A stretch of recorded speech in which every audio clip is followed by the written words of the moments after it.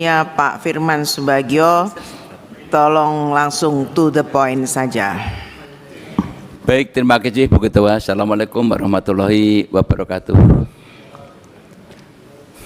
Saya, Pak Menteri, seluruh jajarannya yang saya hormati, saya bisa merasakan dari emosional teman-teman, terutama dari daerah yang sedang tertimpa bencana alam ini. Saya tadi juga menyimak raut muka Ibu Ketua yang hampir saja meneteskan air mata, dan kemudian saya juga melihat ketika itu, ketika terjadi peristiwa, Bu Ketua sudah sampai di sana. Ini mengingatkan saya kembali di tahun 2004, Pak, ketika saya menjadi relawan Indonesia untuk mengatasi bencana alam di Aceh. Saya hampir 3 bulan, Pak, di sana, bagaimana merasakan kepedihan, keluarga hilang, harta hilang, semua hilang, martabat hilang, sampai gubernur menangis. Itu saya bisa merasakan. Hanya saya terus terang, apa artinya kita dalam ruangan ini? Kalau tadi banyak yang persoalkan masalah penegakan hukum, pengawasan, sudah ada regulasi yang sedemikian rupa. Undang-Undang 41 itu sudah diwujudkan atau diundangkan sebagai landasan tata kelola kehutanan. Ketika kami membahas, ada 3 hal yang ketika itu menjadi tarik-menarik perdebatan panjang, yaitu hutan dikelola secara multifungsi, ekonomi, sosial, dan budaya. Ketika bersinggungan dengan ekonomi, ini banyak yang mempertanyakan ketika itu, apakah nanti kearifan-kearifan terhadap pelestarian hutan ini akan diabaikan atau tidak, atau lebih mengedepankan. Hanya ketika itu, ya, di zaman era Pak Harto, saya sebut sekali lagi, ada keseimbangan. Keseimbangannya adalah dana reboisasi dan dana reklamasi itu ditempatkan di kehutanan untuk menanam kembali. Tetapi setelah reformasi, dana itu dirampok oleh Menteri Keuangan, dibawa lari ke lapangan banteng, bukan untuk menanam, tapi untuk kepentingan lain. Bahkan hutan kita rusak seperti sekarang ini. Dan muncullah gagasan kami, yaitu di Undang-Undang Nomor 18 tahun 2013, yaitu undang-undang yang terkait penjagaan perusahaan kawasan hutan. Bagaimana saya dengan Pak Darori itu beradu argumentasi. Ketika itu Pak Darori menghendaki semuanya proses hukum, proses penyerahan hutan harus diselesaikan di kehutanan. Kami menolak, karena kami mengetahui persis bahwa kehutanan kita lemah, betul, lemah. Lemahnya karena tidak ada dukungan secara eksplisit dari negara tentang yang namanya anggaran. Contoh yang tadi Pak Menteri sampaikan, tahun kemarin mendapatkan 8 triliun dari PNBP, dan kemudian dikembalikan kepada kehutanan hanya 6 triliun. Artinya kehutanan sudah mensubsidi kepada negara, padahal sebetulnya kehutanan itu masih memerlukan banyak anggaran untuk menanam kembali. Kalau dulu ada dana reboisasi, ada dana reklamasi. Nah, oleh karena itu saya terus terang konkret saja, Bu Ketua, saya setuju bahwa hentikan semua proses untuk izin-izin yang bersinggungan dengan kawasan hutan. Kalau Ibu tadi mengatakan tidak ada istilah moratorium, saya lebih setuju, dan kemudian hentikan semua proses yang bersinggungan dengan hutan untuk kepentingan apapun. Saatnya sekarang ini kita mendukung kebijakan Presiden yang telah membuat Satgas Penertiban Kawasan Hutan. Hari ini kita dalam ruangan ini tidak lagi bicara izin tambang, izin sawit, izin emas dan sebagainya. Hari ini kita harus bicara, ayo kita menanam. Ayo kita menanam dan kita tanam. Mari kita lestarikan hutan kita. Dan kedua, dan yang terakhir, saya minta dari forum ini, kembalikan dana reklamasi dan dana reboisasi kepada kehutanan untuk menanam hutan kembali. Ini menjadi kesimpulan, karena tanpa itu tidak mungkin kehutanan akan mampu melaksanakan itu. Dan kemudian Pak, di dalam Undang-Undang 18 ada satu pasal sebetulnya ini adalah pasal yang paling mengerikan, seorang pejabat, aparatur kalau ada unsur pembiaran, itu hukumannya Pak cukup berat, 15 tahun minimal. Dan denda cukup. Tetapi saya tidak pernah melihat aparat yang menghadang pembiaran itu dilakukan hukum menggunakan pasal ini. Lalu apa artinya undang-undang ini kita buat? Artinya bahwa selama ini sebelum Pak Menteri, karena Pak Menteri cuci piring ini, Bapak ini cuci piring, makanya saya bela kemarin ketika diminta untuk tobat nasuha, saya bela. Karena kejadian perusahaan hutan ini bukan setahun 2 tahun, setelah reformasi hutan kita hancur. Hentikan reforma agraria, ini juga salah satu penyebab daripada kerusakan hutan kita. Saya miris Pak, jangankan yang di Sumatera, kami pun yang diduduk dalam ruangan ini, kadang-kadang takut dengan sendirinya lewat puncak, takut nanti ada tanah longsor. Mau lewat kemana, takut ada jalan tiba-tiba terputus seperti yang di Aceh itu. Dan ini bentuk pelecehan daripada pelaku usaha yang tadi Bu Ketua sampaikan. Dalam situasi kondisi bencana alam yang sedemikian, masih ada truk yang mengangkut kayu. Walaupun punya izin, saya minta kepada Pak Menteri ditindak tegas. Kalau perlu dicabut izinnya. Karena mereka itu tidak punya sense of crisis. Situasi kondisi seperti itu pelecehan kepada negara, kepelecehan kepada rakyat yang ada di sana. Dan saya minta kepada pejabat yang ada di daerah juga, ketika membantu para korban, hendaklah yang sopan. Tidak perlu memberikan beras atau dilempar-lempar dari helikopter. Bu Ketua kemarin datang langsung menyerahkan. Enggak perlu ada yang pencitraan dipanggul dan sebagainya, enggak perlu. Mohon, kata dia, ini mohonlah, serahkan langsung gitu, serahkan langsung, siapapun orangnya, karena kami bisa merasakan betul. Firman izin yang kaitannya dengan Kementerian Kehutanan aja Pak, tolong, terima kasih. Ya, kembali masalah ini Pak, ya kembali masalah ini, saya mohon betul Pak, regulasi kita sudah sangat bagus ini Pak. Regulasi kita sudah sangat bagus, hanya masalahnya adalah konsistensi daripada pelaksanaan. Oleh karena itu semangat Pak Prabowo sekarang ini, saya bersyukur kalau Pak Menteri tadi menyampaikan bahwa semenjak menjadi menteri belum tanda tangan izin, saya berikan apresiasi. Namun hendaknya Pak bukan hanya di ujung, karena saya di ruangan ini Pak dah sekian puluh tahun, semua menteri mengatakan bahwa saya duduk di menteri tidak akan mengeluarkan izin, tapi injury time izinnya keluar terus tanpa ada kontrol. Demikian, terima kasih. Assalamualaikum warahmatullahi wabarakatuh. Terima kasih. Tadi kita sepakat sampai jam 4. Dengan ini saya perpanjang, ya, sesuai kesepakatan. Saya perpanjang sampai pukul 17.55. Karena 17.57 kita maghrib. Setuju ya 17.55? Ibu bapak sekalian, masih ada 9 orang lagi. Kita juga harus memberi kesempatan kepada Pak Menteri untuk menanggapi semuanya. Oleh karena itu saya minta dengan hormat, ya, langsung poinnya saja, tidak perlu pengulangan, ya, apa yang sudah disampaikan oleh kawan-kawan sebelumnya. Baik, kami persilakan. Pak Rohmin mana? Oh, mudah-mudahan nih. Pak Usman Hussein, silakan Pak, singkat, padat, to the point. Terima kasih Pak Ketua. Langsung. Pak Menteri, saya to the point aja. Tadi di dalam paparannya Pak Menteri for Aceh, Sumatera, tapi penjelasan Pak Menteri melebar ke mana-mana.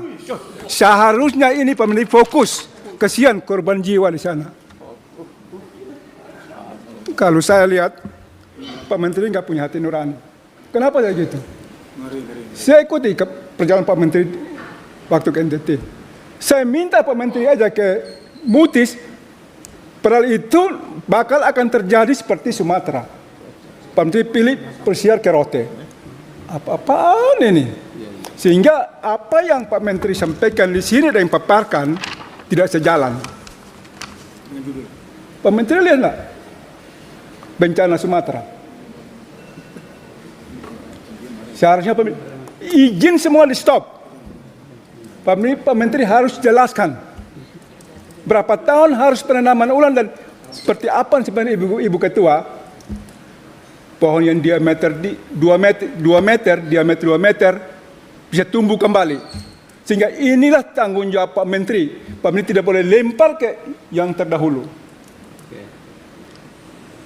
Kalau Pak Menteri punya hati nurani, apa yang disampaikan Pak Wakil Ketua, Pak Marjohan, yang tadi Pak Menteri katakan melalui ayat hadis, akhirnya terjadi.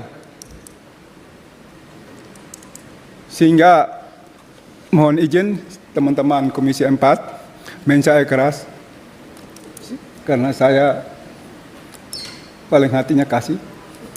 Luar biasa. Sehingga saya saran Pak Menteri, kalau Pak Menteri nggak mampu, mundur aja Pak Menteri.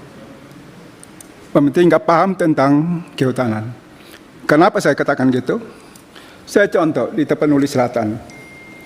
Bulan Oktober Pak Menteri keluarkan izin. Bupati sudah katakan, Syukur izin ditutup.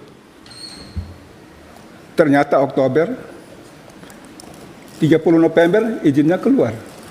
Sehingga apa yang disampaikan oleh Pak Menteri tidak sejalan semua, Pak. Jadi seolah-olahnya kita ini ya bisa diakal-akalin semua. Ini ruangan yang terhormat. Saya minta Pak Menteri, sekali lagi, tolong fokus 3 provinsi ini. Kapan bisa tanam kembali pohon untuk bisa hidup yang gundul itu? Mungkin itu yang dapat sampaikan. Wassalamualaikum warahmatullahi wabarakatuh. Terima kasih. Selanjutnya Pak Sturman Panjaitan, yang saat Ciptaker lolos belum jadi pimpinan Balek. Silakan Pak. Terima kasih pimpinan yang luar biasa. Teman-teman dari Komisi 4 yang berbahagia, Pak Menteri dan jajaran yang bersuka cita. Saya ingin, ya sukacita dong, karena bisa hidup hari ini bisa sukacita Pak. Mengucap syukur dalam segala hal. Saya ingin meneruskan apa yang dikatakan Pak Daruri dengan Pak Usman tadi. Judulnya kita kan, undangan ini Pak Menteri, undangan hari ini adalah terkait dengan banjir dan longsor di 3 provinsi, Aceh, Sumatera Utara, dan Sumatera Selatan. Saya belum melihat, Bapak memaparkan apa penyebab banjir yang sekarang terjadi. Penyebabnya apa? Bapak tidak mengatakan ada penyebabnya, mulai dari Bapak katakan curah hujan, kemudian permasalahan iklim, dan seterusnya. Tapi apa yang Bapak simpulkan penyebab banjir di 3 provinsi itu? Sehingga layaklah judulnya kata Pak Usman tadi, untuk apa tadi, Frepo 3 province. Itu Pak sampaikan, tapi belum jelas itu Pak. Yang kedua, setelah Bapak tahu masalahnya, tentulah Bapak tahu cara untuk mengatasinya agar tidak terulang lagi the next time. Ini kan tadi nggak ada ceritanya itu. Malah Bapak bicara tentang anggaran lagi di belakang-belakangnya. Kita nggak bicara anggaran hari ini Pak. Undangannya terkait dengan banjir dan longsor di 3 provinsi. Nah kalau demikian Pak, tolong Bapak jelaskan kepada kami. Tadi ada tuh Pak, misalnya Bang tolong yang apa? Yang gundul itu di atas itu, yang saya kasihkan tadi. Nah ini Pak, yang ini di atas ini. Kemudian berikutnya ini di di Kecamatan Batang Toru ini. Nah ini di atas ini putih itu Pak sudah dihancurkan semua Pak. Dan itu yang titik merah itu Kecamatan Batang Toru yang kemarin porak-poranda. Nah, ini yang kita ingin dengarkan dari Bapak. Bukan bicara Bapak belum mengeluarkan satu pun tentang izin penggunaan hutan, bukan itu poinnya Pak. Bahwa itu peristiwa yang lalu, masalah kementerian yang lalu, itu bukan itu poinnya. Bagaimana Bapak melihat ini, kemudian DAS itu sudah cukupkah untuk bisa mengatasi kebanjir? Sudah cukupkah bisa mengatasi ini? Kalau Bapak nggak cerita sama sekali. Sehingga cara, pola, solusi terbaik untuk mengatasi ini Bapak beberkan kepada kita. Sehingga kami di Komisi 4 mendukung. Jadi runtutannya begitu Pak. Karena tujuan kita sore ini adalah mengatasi banjir dan longsor. Yang kedua, Bapak menayangkan tadi deforestasi di 3 provinsi terbanyak terdampak bencana banjir tahun 2025. Masya Allah turun Pak. Tadi Pak Alex sudah menyampaikan. Kayak mana turunnya tuh Pak? Kayak mana? Apa yang Bapak maksudkan turun? Macam mana? Bapak katakan turun sekian persen, yang di Aceh 10.100 hektar, yang di Sumatera Utara 6.142, yang warna hijau itu Sumatera Barat 5.000 sekian. Terus siapa yang nanam setahun ini Pak? Ini Bapak bilang tahun 2025 itu sudah terjadi menurunnya deforestasi. Tapi Bapak ceritakan dulu di mana tempat itu Pak? Barang itu di mana?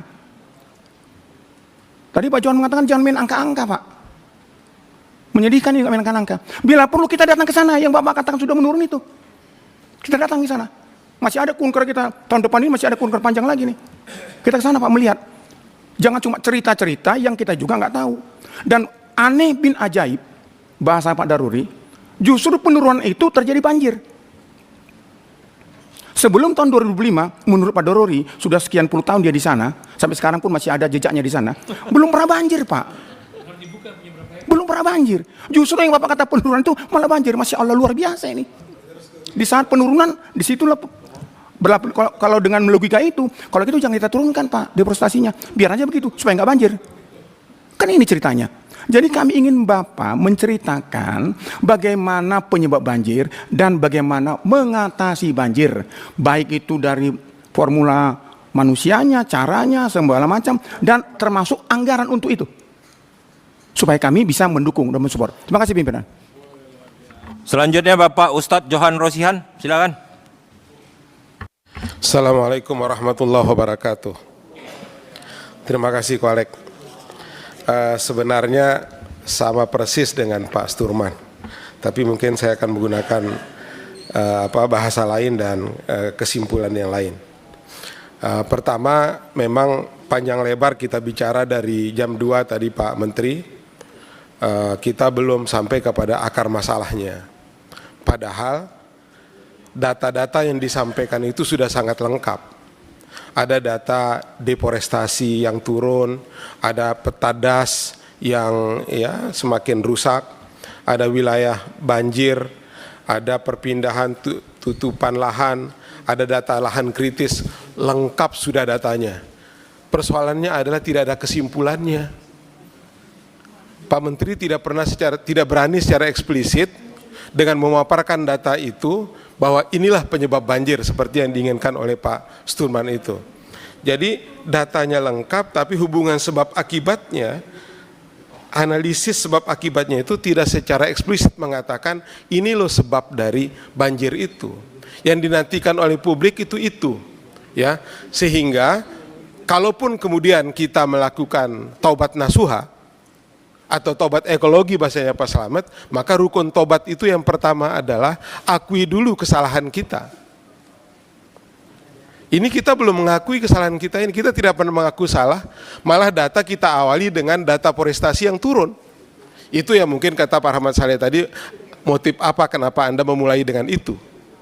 Nah karenanya masa dari beberapa doktor, dari beberapa pakar yang ada di Kementerian Kehutanan ini, ya dari sekian banyak data lengkap tadi itu tidak berani mengambil kesimpulan bahwa ini loh penyebab dari banjir 3 provinsi itu. Dengan demikian maka apa yang disarankan oleh Pak Sturman tadi kita mulai dari situ. Nah karena itu satu ya, yang kedua Pak Menteri tadi mengatakan bahwa tugas Presiden kepada saya itu 2. Yang pertama adalah tolong jaga hutan. Pertanyaannya adalah, apakah Bapak sudah menjaga hutan hari ini? Apakah Bapak akan mampu dengan kondisi hutan hari ini? Bapak akan terus jaga sampai 5 tahun? Ya, itu yang berikutnya. Yang ketiga, Bapak tadi mengatakan bahwa saya baru menandatangani sekian. Ya, sekian izin, baru 4 atau berapa tadi. Dan Bapak berjanji tidak akan menandatangani hal-hal yang akan merusak hutan. Permintaan saya Pak, berani enggak Bapak membuka kepada kami? Ya kan? Izin-izin yang banyak ini siapa yang tanda tangan? Ya. Mungkin bisa sebelum Bapak, zaman Ibu Siti Nurbaya, zaman Pak Zulkifli Hasan, atau mungkin ditarik sampai zaman Pak Nur Mahmudi Ismail, presiden partai saya dulu pertama. Gitu. Biar clear masalah ini, biar kita tidak saling tuduh dalam persoalan ini.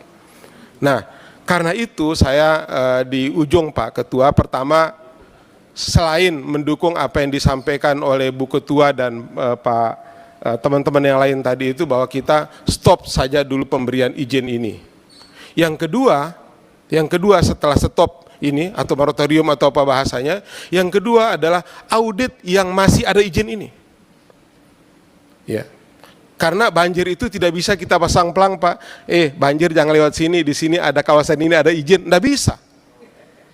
Ya, izin atau liar itu kalau gundul sama-sama akan datang banjir gitu. Nah, karena itu yang punya izin sekarang itu juga harus diaudit.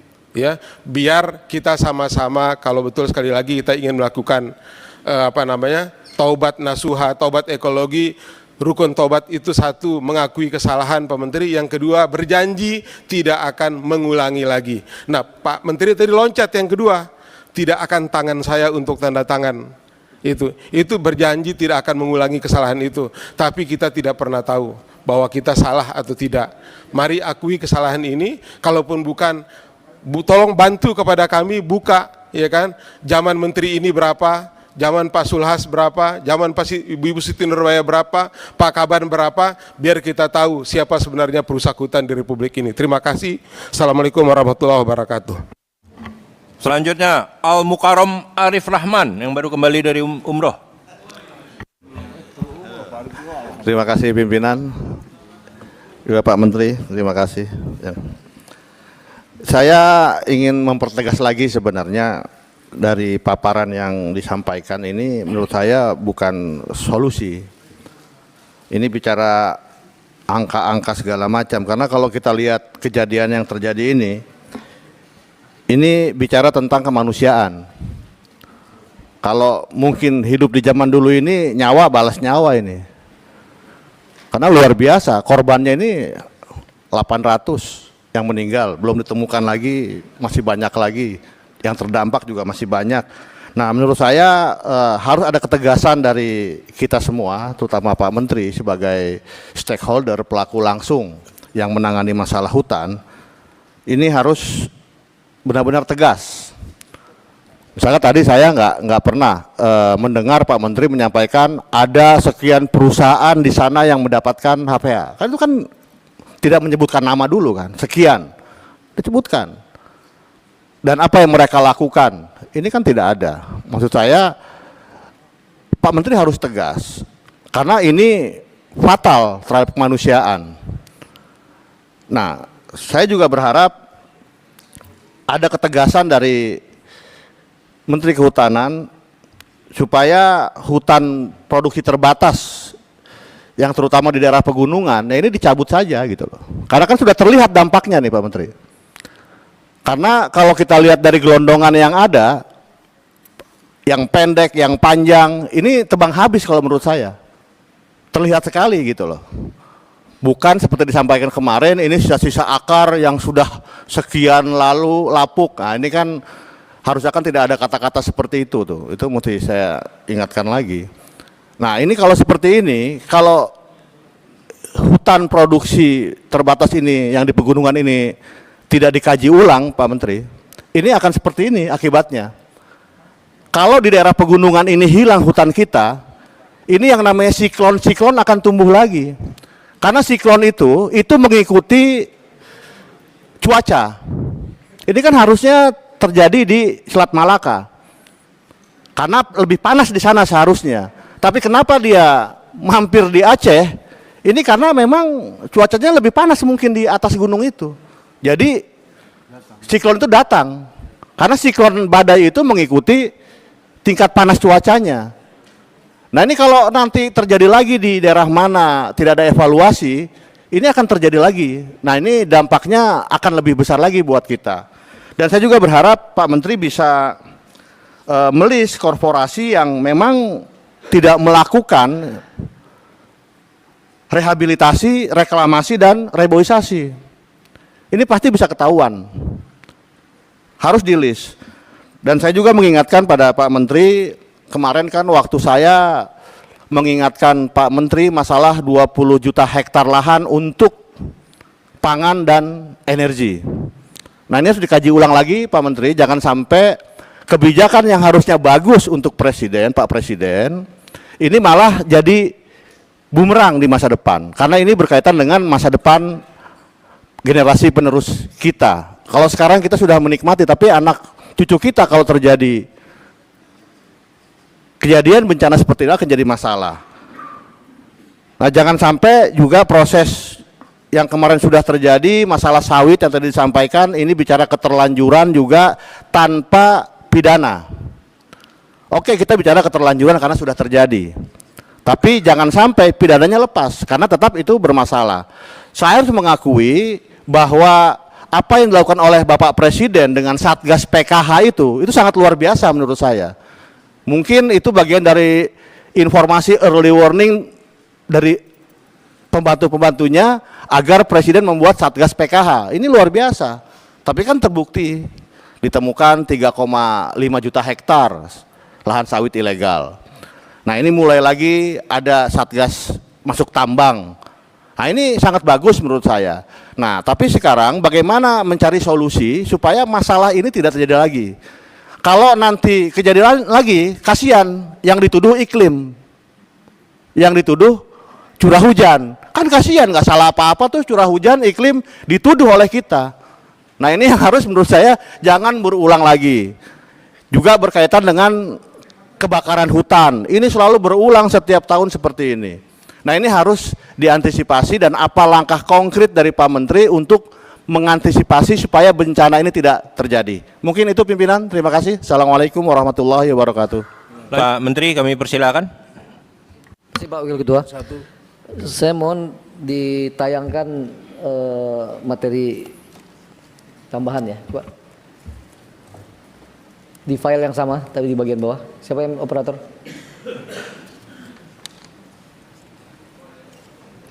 Oke, sebelum ke sana sambil menunggu. Oke, saya kira coba buka yang Batang Toru tadi. Karena ini terkait yang Batang Toru halaman berapa? Das Batang Toru.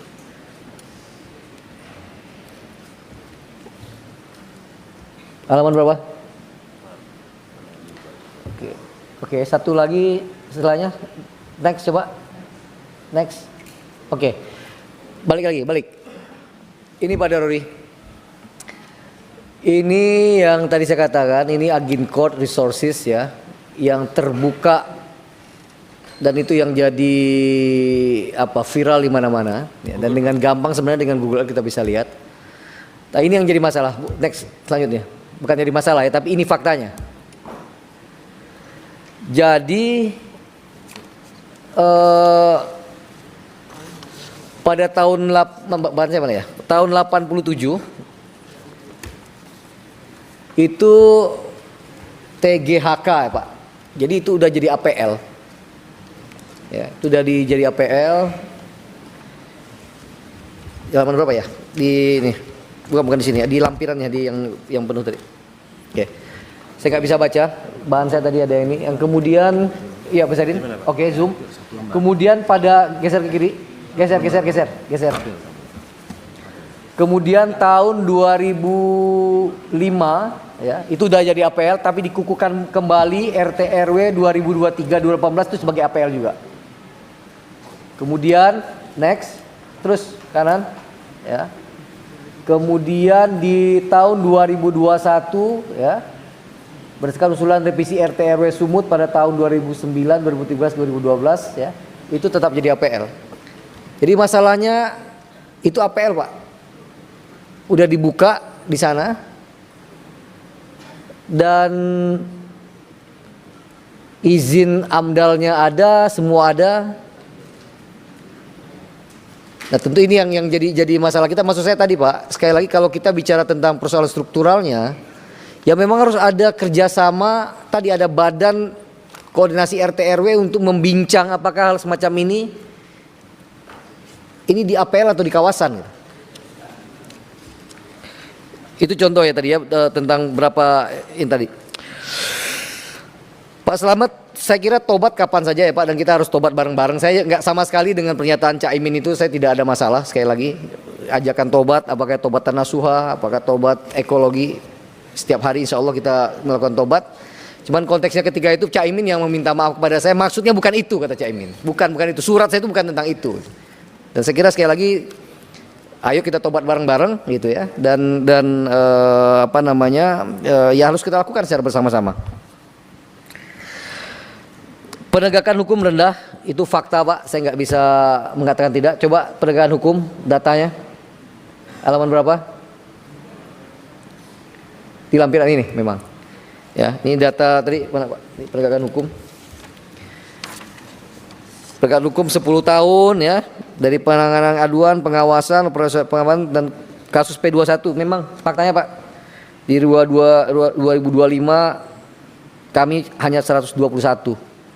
Dibandingkan dengan 2024 yang P21 176.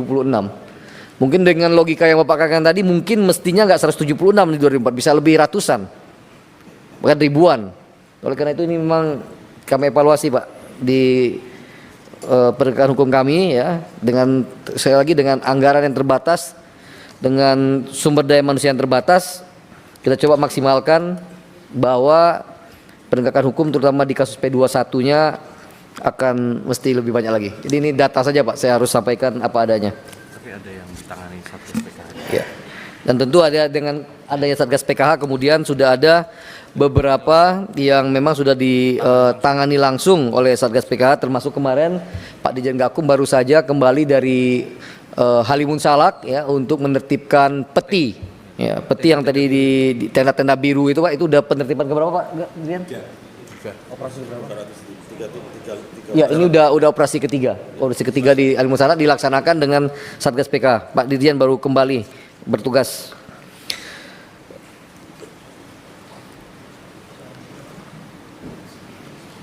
Soal pelepasan kawasan tidak melibatkan DPR, monggo. Kalau memang itu usulan dan kemudian harus diundangkan, apakah itu nanti di undang-undang apa di PP, monggo. Plus minusnya segera dihitung. Ya. Saya nggak ada masalah, Bapak. Kemudian balik lagi ke Pak Dorori ya, saya kira terutama pasal tadi Pak ya, pasal Pak Firman tadi kata Pak Dorori belum diterapkan. Saya mohon tadi udah bicara juga dengan Pak Wamen untuk dipelajari dan coba dieksekusi di lapangan.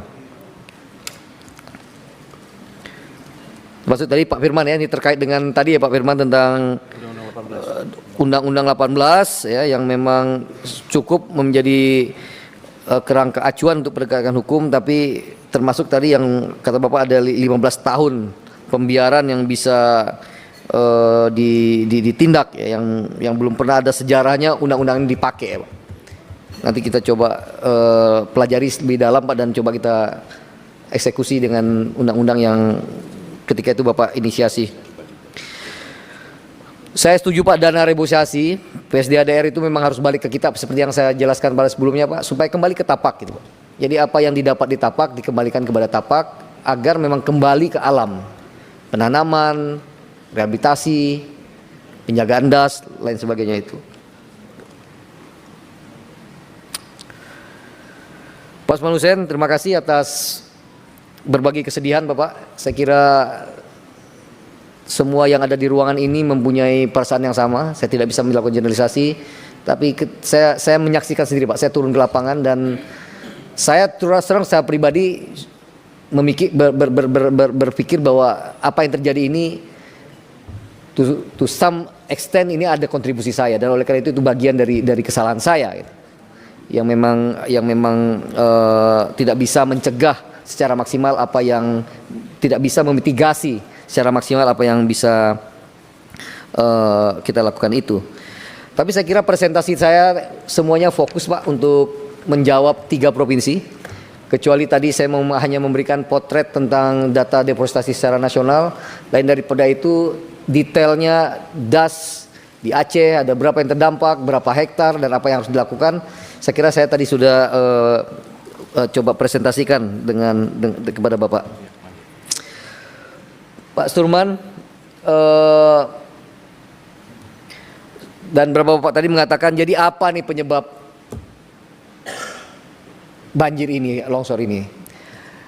Saya tidak punya kapasitas untuk merangkum itu karena memang seperti di paragraf pertama yang saya sampaikan tadi, ini adalah satu kondisi yang terjadi ya, yang terpengaruhi oleh satu faktor dan berbagai macam faktor, ya, kombinasi antar faktor. Apakah ada faktor cuaca ekstrim? BMKG saya kira sudah menjelaskan. Saya tidak perlu menjelaskan kembali bahwa ini memang cuaca ekstrim.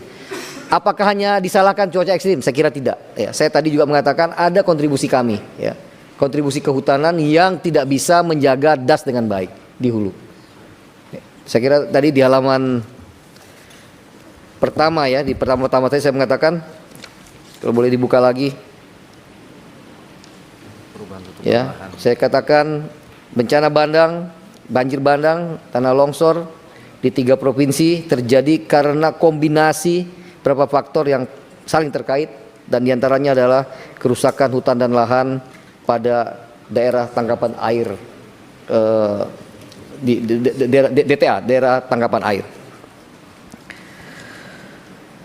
Lalu apa solusinya? Tadi saya juga menawarkan, Pak, saya tidak tahu apakah saya tidak terlalu mampu membuat summary terhadap apa yang dilakukan.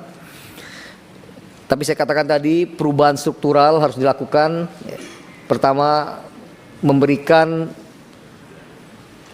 pola baru, struktur baru, kebijakan kehutanan. Termasuk tadi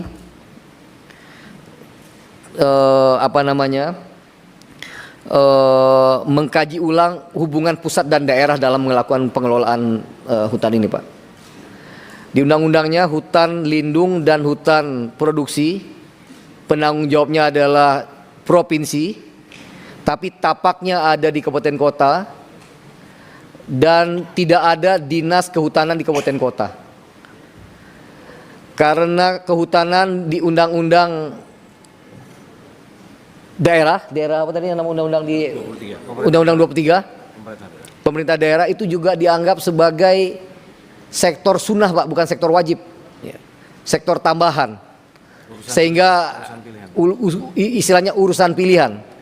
Kalau kasarnya kalau memang ada dananya boleh, kalau enggak apa-apa. Nah, ini harus diubah, Pak, karena hanya dengan kebijakan itu kemudian kita bisa memastikan sekali lagi perubahan yang permanen itu bisa terjadi, tidak hanya tergantung kepada niat baik dan komitmen seperti yang ditunjukkan oleh Pak Presiden hari ini. Harus dipermanenkan dengan pembuatan regulasi. Sama tadi Pak Johan, tidak ada data tapi tidak ada kesimpulan, tapi saya tadi mencoba mensamarikan, Pak. Jadi harus ada struktur diperbaiki, penegakan hukum harus lebih berani. Izin saya sudah mulai cabut, Pak, saya rapikan, ini bagian dari forest governance. Kalau memang PBPH-nya tidak memenuhi persyaratan, tidak melakukan tata batas, tidak membuat rencana kerja PAK, apa namanya? RKU, rencana kerja umum, dan RKT, rencana tahunan, sekian tahun kita cabut, Pak. Karena hanya dengan itu, ya.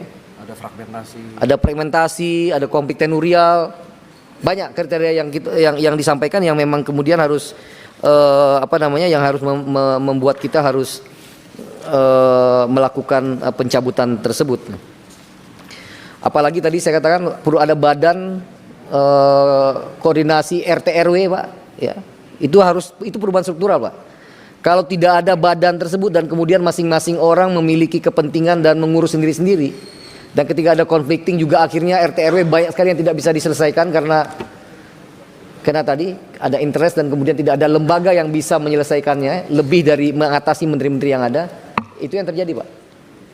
Yang harusnya daerah serapan tapi kemudian menjadi perumahan, yang harusnya daerah pertanian tapi kemudian menjadi daerah komersial dan lain sebagainya. Itu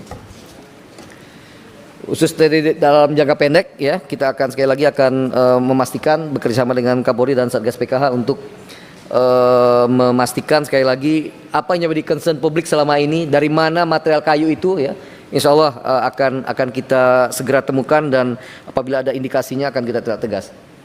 Apalagi yang saya lakukan, ya tadi, Pak, sudah ada 12 subjek hukum TT yang diindikasikan juga mempunyai masalah. Tadi dikatakan yang ada di daerah, terutama di daerah Batang Toru tadi, insya Allah akan kita tindak tegas dan nanti akan saya sampaikan laporannya kepada Bapak di Komisi 4 ini.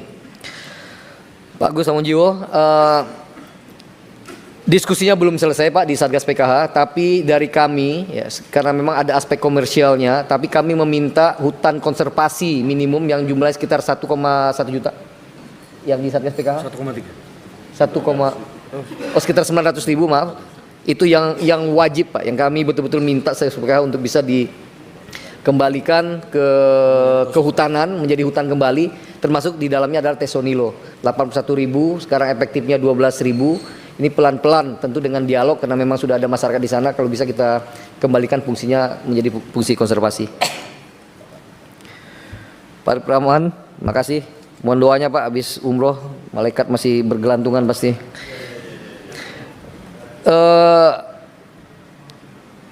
Tadi itu Pak list, saya sudah membuat list PBPH, tapi saya tidak bisa sambutkan sekarang karena ini terkait dengan aspek legal. Ya. Ada 12 lebih kurang 12 perusahaan yang ada indikasi pelanggaran. Kemudian ada 20 PBPH ya, yang di dalamnya adalah termasuk yang di 3 provinsi Pak ya, yang kami nanti akan juga umumkan kepada publik ya, yang memang akan bermasalah itu. Satgas PKH seperti yang kita ketahui Pak ya, ini masih sedang bekerja ya. Kemarin masih bekerja di Halimun Salak, sekarang juga diperintahkan oleh Presiden melalui Menko PMK, kemarin Pak Sesnek dan sebelum Mentawai Pak. 5.000. Iya, sebelumnya ya yang illegal logging ini ya bekerja sama Gakum dengan Satgas PKH, ada illegal logging di Mentawai. Pak Alex di Sumatera Barat yang 5.312 meter kubik yang kemarin kita sita di Surabaya karena sudah terkirim ke Surabaya. Insya Allah ya dengan segala keterbatasan sekali lagi ini sekali lagi pertemuan ini memotivasi kami ya, terutama tentu saya untuk terus mengawal bersamai Dirjen Gakum untuk bisa lebih banyak lagi karena memang datanya tadi lebih rendah ketimbang tahun sebelumnya. Kang Dadang, Golkar, sholat skip Bu ya. Pak Paulus Hadi, Pak Paulus, ya saya setuju sekali Bapak tentang keterlibatan warga lokal ya, disitulah kemudian kita lihat keberpihakan Pak Presiden ya, untuk mengalokasikan perhutanan sosial masih ada sekitar berapa itu berarti ya? Sekitar 4 jutaan lagi untuk perhutanan sosial, di dalamnya juga ada tadi Pak 1,4 juta untuk masyarakat hukum adat. Memang harus ada undang-undang yang lebih kuat Kak, yang untuk mengikat. Tidak hanya undang-undang kehutanan, tapi sekarang saya kira ada masuk prolegnas ya tentang undang-undang masyarakat hukum adat ya. Sebenarnya didorong ke sana Pak supaya ada kepastian hukum bagi masyarakat hukum adat. Bu Endang. Pak. Oh karbon ya betul. Sorry Pak. Saya setuju sekali Pak. Jadi memang di Perpres 110 itu Pak yang menjadi objek terhadap perdagangan karbon itu ya, PBPH ya. Seperti tadi saya sudah mengeluarkan PBPH tapi untuk RE, untuk restorasi ekosistem atau jasa lingkungan, tapi juga bisa konservasi semacam di Waikambas kita coba menginvite swasta untuk melakukan restorasi. Sekitar berapa sekarang Pak yang jalan di Waikambas? Rencananya berapa restorasi? Berapa hektar? 17 tambah 13 Pak.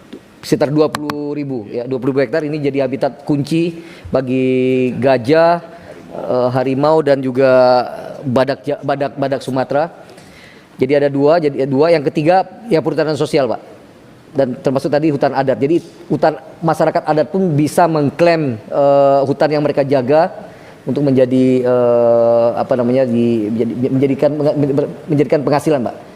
Sehingga seperti kata Bapak tadi ya, bagaimana mungkin orang pindah dari sawit misalkan ke bisnis lain ketika memang bisnis lainnya sama sekali tidak menguntungkan. Nah, dengan konsep agroforestry bahwa masyarakat dalam jangka pendek bisa mendapatkan sesuatu ya dalam panen secara reguler, tapi tegakannya juga bisa diklaim sebagai carbon credit terutama untuk masyarakat adat tadi. Bu Endang Setiawati, saya setuju Bu, manusia penting ya, tapi satwa, keragaman, keanekaragaman hayati kita juga perlu dilindungi. Ya. Termasuk yang menyedihkan kemarin banjir tidak hanya manusia ya yang dalam konteks ini yang menjadi korban, tapi juga ada gajah ya yang di mana Pak ya kemarin saya lupa. Das Kulon Merepu Pak. Kulon Merepu di Aceh ya. Saya kira ya bagian dari rehabilitasi ekosistem itu, saya kira memang nanti arahnya tidak hanya menjaga das dan juga kepentingan manusia untuk mencegah banjir, tapi tentu untuk menggembirakan kembali keanekaragaman hayati kita. Kalau HGU di sebelah Ibu, di ATR BPN Ibu. Jadi kan kita kawasan, kalau APL hak atas tanah, apakah HGU, HGB, SHM itu ada di ranah teman-teman kita di ATR BPN. Terima kasih Ibu. Saya kira demand Ibu Ketua, Bapak Wakil Ketua yang bisa saya sampaikan dengan segala keterbatasan saya miliki. Terima kasih. Baik, terima kasih Saudara Menteri. Dari diskusi dan dialog hari ini kita sampai pada kesimpulan. Bisa saya bacakan kesimpulan?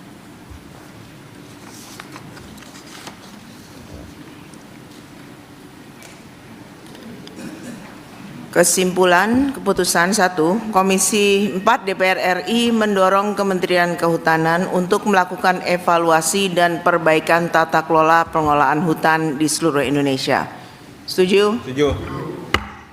2, Komisi 4 DPR RI mendorong Kementerian Kehutanan untuk melakukan kegiatan rehabilitasi hutan dan lahan di daerah-daerah lahan kritis guna memulihkan fungsi ekologis untuk meningkatkan daya dukung dan daya tampung lingkungan hidup. Setuju? Setuju. Komisi 4 DPR RI mendesak Kementerian Kehutanan untuk segera menindak perusahaan pemegang perizinan berusaha atau persetujuan penggunaan kawasan hutan dan tambang ilegal atau PETI yang terbukti berkontribusi menyebabkan banjir di Provinsi Aceh, Sumatera Utara, dan Sumatera Barat. Setuju? Ada tambahan Ibu? Bu Ketua, Ya. izin tambahan di yang poin ketiga.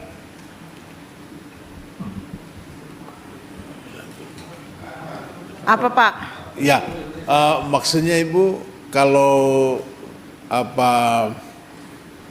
Komisi 4 mendesak Kementerian Kehutanan terus sampai dengan yang berkontribusi menyebabkan banjir di provinsi atau 3 daerah itu, maksud saya tadi kita diskusi dari awal sampai dengan akhir ini, kita bicara ada masyarakat yang korban di situ. Apakah ada satu, misalnya ada kompensasi terhadap korban yang dialami oleh masyarakat hari ini di 3 tempat itu maksud saya.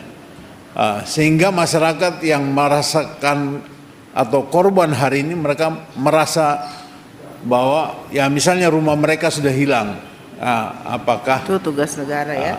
Macam begitu. Saya rasa itu tugas negara Pak ya, itu Siap, bukan di siap. rapat ini. Makasih. Ya, jadi kita poin 3 setuju ya. 4, Komisi 4 DPR RI meminta Kementerian Kehutanan untuk dapat menyampaikan data-data progres pelaksanaan rehabilitasi daerah aliran penggunaan kawasan hutan.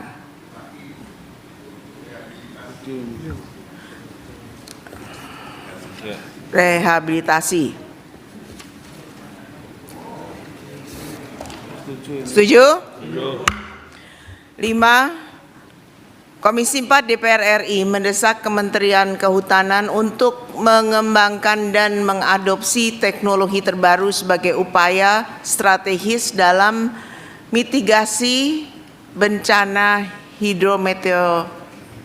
hidrometeorologi yang diprediksi akan terjadi di masa mendatang. Setuju? 6, Komisi 4 DPR RI mendesak Kementerian Kehutanan untuk mengambil langkah tegas dengan melarang dan menghentikan seluruh aktivitas penebangan pohon di hutan alam, khususnya pohon-pohon berdiameter besar. Setuju? Izin Bu, nggak usah pakai khusus ya Bu. Kalau memang menghentikan, hentikan aja seluruhnya. Jadi sampai di penebangan pohon di hutan alam Bu. Ya. Mau yang kecil kayak mau yang gede, pokoknya. Ulangi. Komisi 4 DPR RI mendesak Kementerian Kehutanan untuk mengambil langkah tegas dengan melarang dan menghentikan seluruh aktivitas penebangan pohon di hutan alam. Setuju? Setuju. 7. Komisi 4 DPR RI akan membentuk panitia kerja atau panja alih fungsi lahan sebagai respons terhadap masifnya kasus alih fungsi lahan yang melanggar ketentuan. Setuju. Setuju?